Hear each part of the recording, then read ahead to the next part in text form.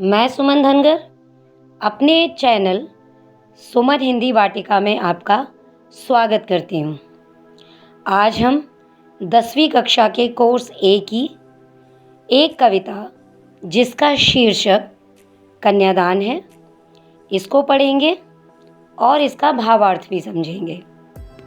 यह एक बहुत ही सुंदर कविता है जिसके कवि श्री ऋतुराज जी हैं। आइए इसको पढ़ते हैं। सबसे पहले मैं आपको 3 पंक्तियों का भावार्थ बताऊंगी। जो ये पंक्तियां हैं, कितना प्रामाणिक था यहाँ से लेकर के अंतिम पूंजी हो तक। ठीक है, चलिए पढ़ते हैं। कितना प्रामाणिक था उसका लड़की को दान में देते वक्त, जैसे वही उसकी अंतिम पूंजी हो। ये जो पंक्तियां हैं, ये कवि ने कन्यादान करते समय एक माता के दुख को बड़े ही सुंदर तरीके से वर्णित किया है। इन पंक्तियों के माध्यम से जो कवि है वह एक माँ के हृदय के भावों को व्यक्त करता है। कवि कहता है कि कन्यादान करते वक्त या बेटी की विदाई करते समय जो माँ का दुख होता है वो बिल्कुल ही स्वाभाविक होता है और प्रामाणिक होता है। लड़की को दान में देते वक्त जैसे वही उसकी अंतिम पूंजी हो। वास्तव में बेटी ही माँ के सबसे अधिक निकट होती है और उसके जीवन में सुख दुख जो भी आते हैं वो अपनी माँ की सच्ची सहेली होती है और माँ भी अपनी बेटी की ही सबसे अच्छी सहेली होती है। दोनों का जो प्रेम है वो बहुत ही पवित्र प्रेम है। दोनों एक दूसरे के सुख दुख में हाथ बटाती हैं। दोनों एक दूसरे के सुख दुख को समझती हैं और महसूस करती हैं। जब माँ कन्यादान करती है और कन्यादान करते वक्त उसको ऐसा लगता है मानो वह अपने जीवन की सबसे अनमोल पूंजी, जो कि उसकी आखिरी पूंजी है, उसको दान करने जा रही हो। बेटी के जाने के बाद माँ बिल्कुल ही अकेली पड़ जाती है। तो ये इन 3 पंक्तियों का अर्थ था। अब आइए आगे पढ़ते हैं।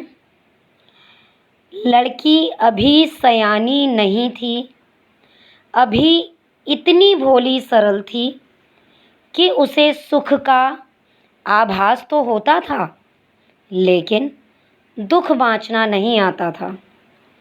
पाठिका थी वह धुंधले प्रकाश की, कुछ तुकों और कुछ लयबद्ध पंक्तियों की।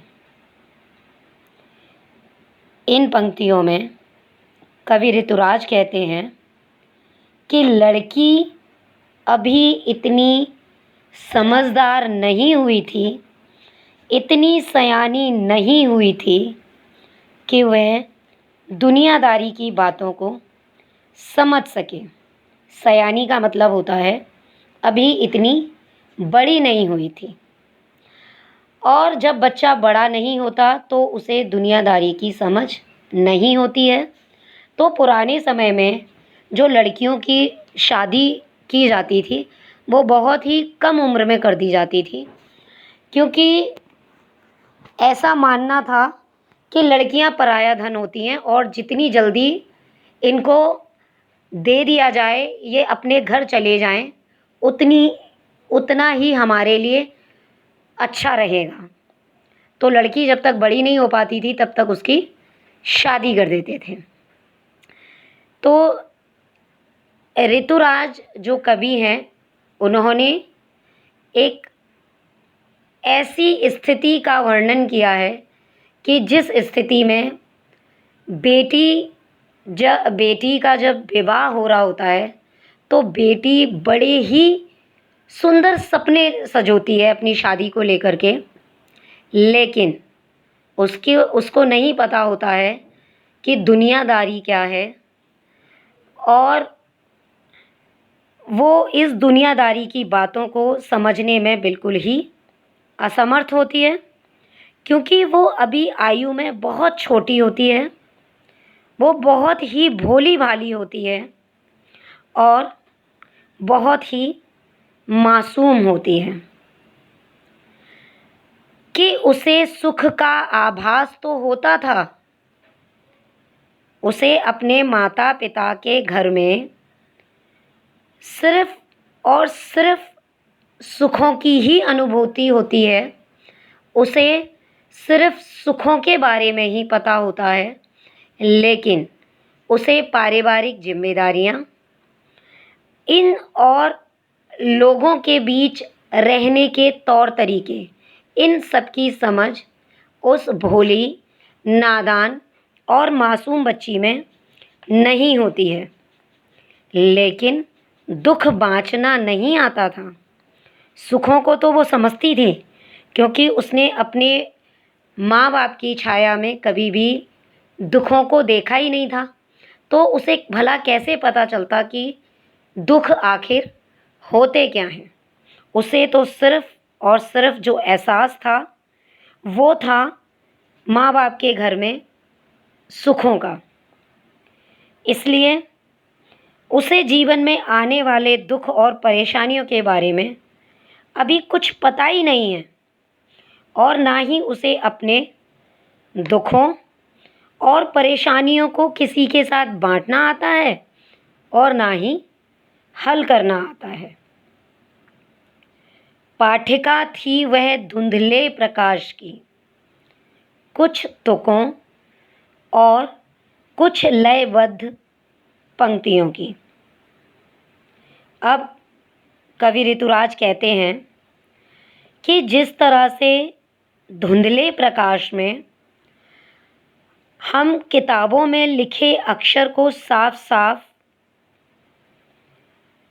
नहीं पढ़ सकते हैं, या हम उन अक्षरों को नहीं देख सकते हैं, सिर्फ अंदाज़ा लगाने की ही कोशिश करते हैं, और अंदाज़ा लगा करके ही हम उन शब्दों को पढ़ते हैं और उनका मन मर्जी अपनी तरह से अर्थ ग्रहण करते हैं। ठीक उसी तरह से उस लड़की के सामने भी अभी जो सुंदर सुंदर कल्पनाएं थीं, जो वो सुंदर कल्पनाओं के सुखों में डूबी हुई थी, और उनकी एक धुंधली सी तस्वीर थी, उसे बिल्कुल भी दुनियादारी का ज्ञान नहीं था, व्यावहारिकता का ज्ञान नहीं था, और जो आने वाली जिम्मेदारियां थीं, जो ससुराल में आने वाली जिम्मेदारियां थीं, कठिन परिस्थितियां थीं, उनसे उसको लड़ना था। उनको कैसे सामना करेगी उनका, और वो उनसे कैसे जूझेगी, कैसे उनसे उनका पार पा पाएगी, इन चीज़ों का उसको ज़रा भी अंदाज़ा नहीं था। यानी कि उसके पास जो भी जानकारी थी वह बिल्कुल आधी अधूरी और सपनों में खोई हुई और सपनों में बुनी हुई जानकारी ही थी। तो यहाँ पर एक बच्ची की सुंदर कल्पनाओं और ससुराल में मिलने वाले ऐशो आराम और मज़े को ही लड़कियां अपना ध्येय समझती थीं और उनको कल्पना में वो उसको देखती थीं, लेकिन ये कल्पनाएँ ही रह जाती हैं, क्योंकि जब कल्पना से निकलकर एक लड़की ससुराल में पैर रखती है तो वहाँ पर उसकी ज़िम्मेदारियाँ उसका इंतज़ार कर रही होती हैं।